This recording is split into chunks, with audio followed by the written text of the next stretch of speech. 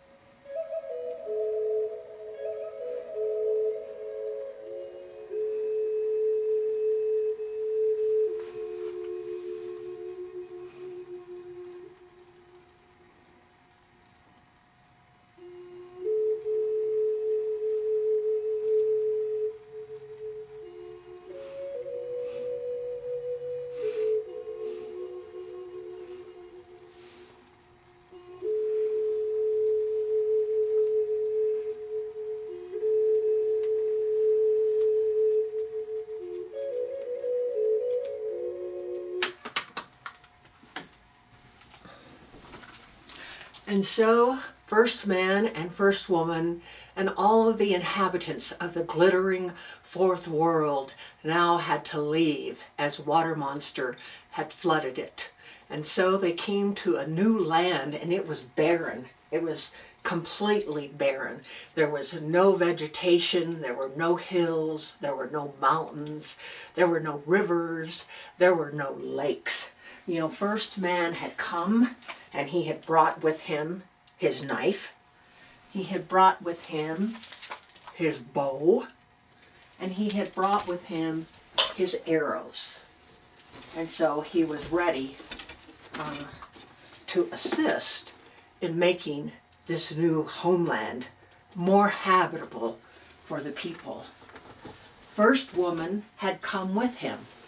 She had brought her weaving tools, and so she too was ready to prepare this new world for all of the inhabitants. The bird people went south with first girl.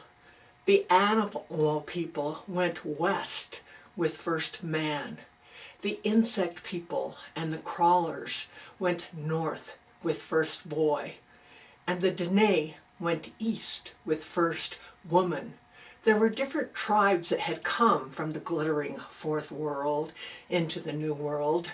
There were the Hopis, the Utes, the Apaches, and the Comanches. And so they wanted to travel to a different area so that they would have their own homeland. And so they created a rainbow. And on this ark, they traveled to another island in the new barren world where they would lead their lives. The Hopi people would live near the Navajo, and they would have their Shalako deities to guard them and to help them as they started their lives in this new fifth world. The Apaches would move to their land, and their language is very similar to the Navajos, but they would lead a plains lifestyle more than a Pueblo lifestyle. They would be part of the horse culture with teepees and traveling and hunting, not as stable and in one place as the Navajo were. The Pueblo people would move into their villages where they would live and they would conduct their ceremonies and sustain their lives. And so we had different people living in this new fifth world. It was barren, as I said, and so the animals and the insects got very busy about creating in this new world. The Red Ant people built a high mesa in the center of the island where, again, there would begin to be landforms. And yet, in the middle of this barren land was a bubbling lake, and that lake kept spewing forth water. First Woman knew something had to be wrong. There was some reason that Water Monster was continuing to try to flood even this new fifth world. One of the animals must have something that belonged to him that was making him angry and making him flood this new world. And so she called forth the various animals. She called mink and beaver, otter, muskrat, wolf, porcupine, badger, who is known for his industriousness and perseverance. She called forth each of these animals to check them and find out what did they have with them that belonged to Water Monster that was causing him to continue to even try to flood this new world. She also checked Coyote. And what did she find? She found that Coyote had a beautiful, wonderful fur coat that he had won from Water Monster during a gambling competition. He had won it by unfairly loading the dice such that he would win when they were thrown. And so he had won Water Monster's fur coat. Water Monster, though, forgot that its twin babies were inside the pockets of the coat. And that was why he was flooding the world, because he wanted his babies back.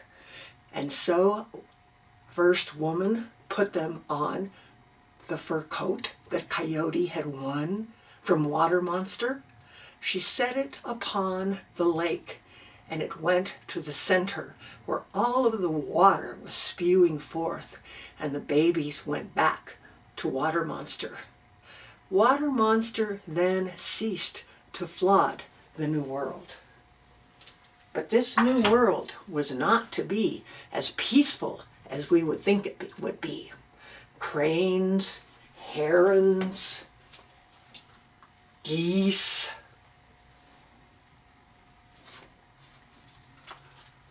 bitterns, and other birds lived along the shore of the lake. But there were also monsters that lived along the shore. The cranes, the herons, the geese, the grebes living near the ocean planted bulrushes. They planted cane grass. They planted sedge and willow and began to make this land habitable. And yet there were these monsters in the ocean and also on the land. There was a toad creature with spines on his back. There were giant fish swimming in the ocean.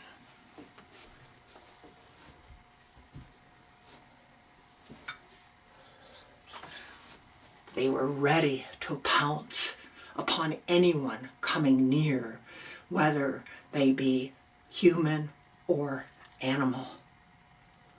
And it was very, very dangerous. No one wanted to go near the beach because they were afraid of the monsters.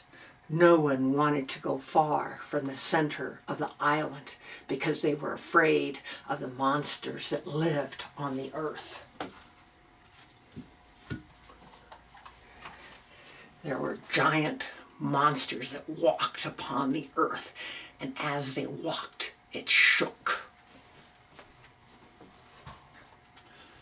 There were giant clams in the ocean that would swallow a child with a single bite.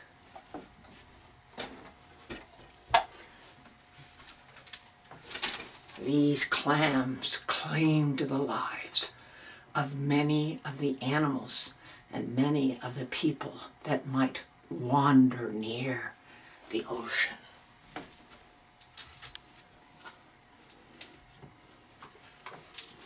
There were giant sea animals with tentacles of different kinds that would jump out of the water, and the people could see them.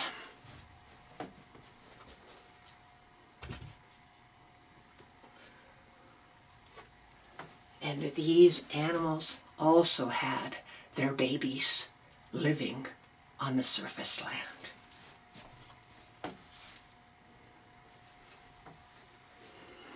And so the people knew something had to be done to provide them safety, because the land was infested with these monsters. There were giant spiders lurking around. There were scorpions.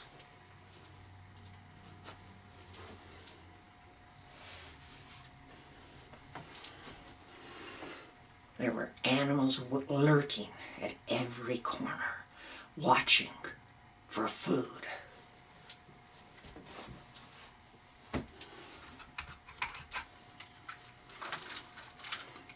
And so first man and first woman came together, and they said, we must put guards along the ocean front on each side so that they can let us know when the monsters are coming near.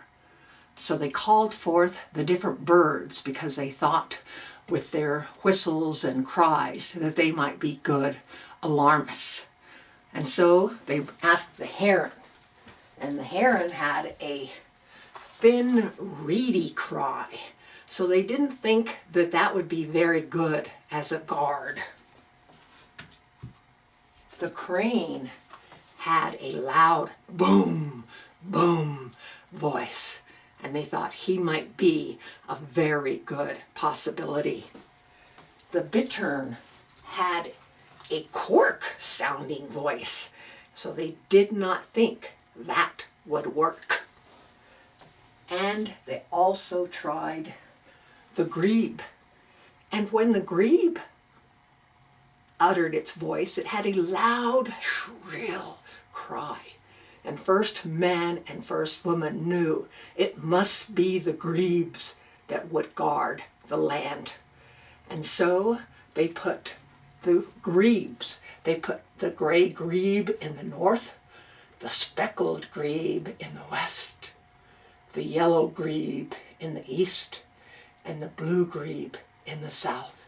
And they were there to guard the people if any of the toad creatures or the long scaly sea monster with 2 sets of teeth, or the sea serpents or the octopus or the giant clams might come for the people. But the grebes knew that something more had to be done. They couldn't just guard and screech if someone was coming forth. And so speckled grebe and gray grebe came up with an idea. They would make rattles. They would have a rattle made of seashells. that had a very sweet sound to it, a very tinkling sound that was charming to the monsters.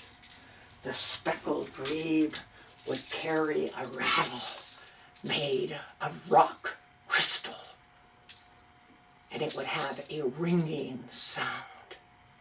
And so each of the grebes held their rattles.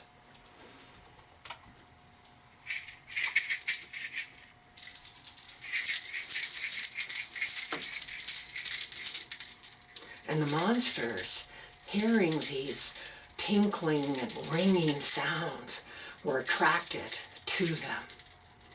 And they began approaching the speckled grebe and the gray grebe and the yellow grebe.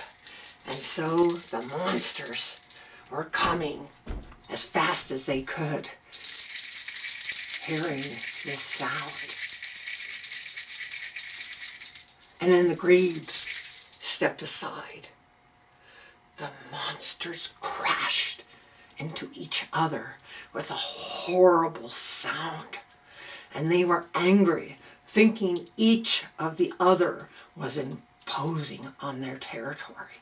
And so they began to fight with one another. It was a huge battle going on among these monsters. And the people and the animals were frightened. And so the monsters fought until they were exhausted. And then each crawled back to their lair, where they bled to death. And that blood is what makes the rock red in certain places within the Navajos' homeland.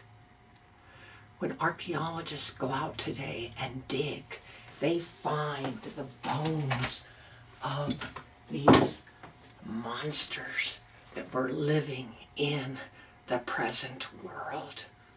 They became fossilized and buried under the sedimentary sand.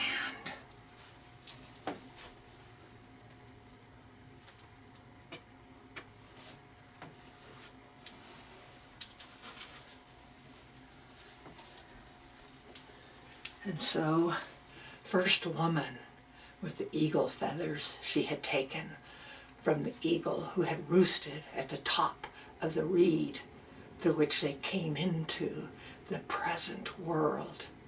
She and first man